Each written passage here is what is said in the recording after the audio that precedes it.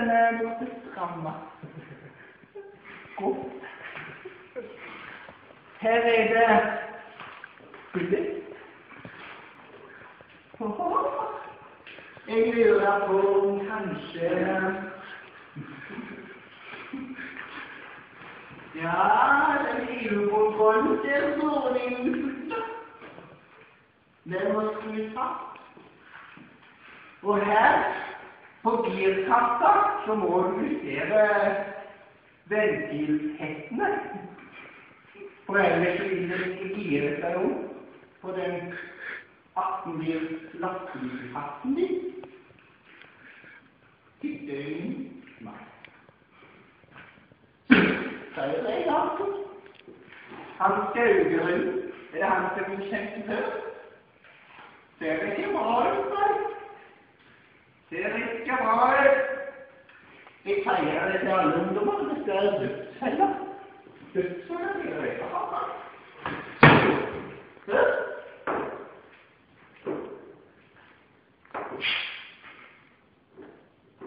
Det er det jeg sier, kjørt og fra Audi, altså. Slik på dere dette. Ja. Den er jo fin. Sånn. Dørene sikker. Men jeg vil jo nok ha byttet litt der, altså. Kanskje man ikke. Nei.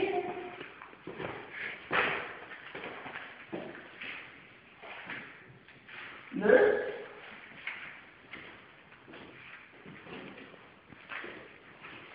Bare følger litt.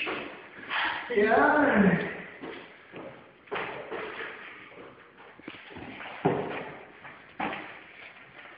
Den eksospotten må du nok justere litt.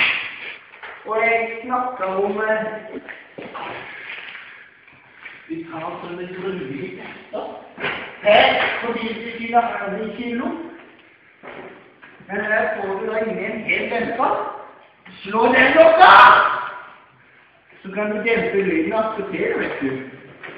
For den kalibrerer hele tiden. Det er også gull.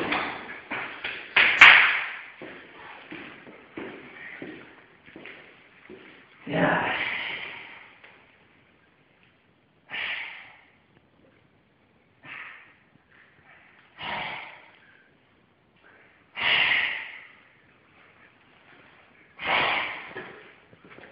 Skal vi skruve ned her? Skal vi se noe?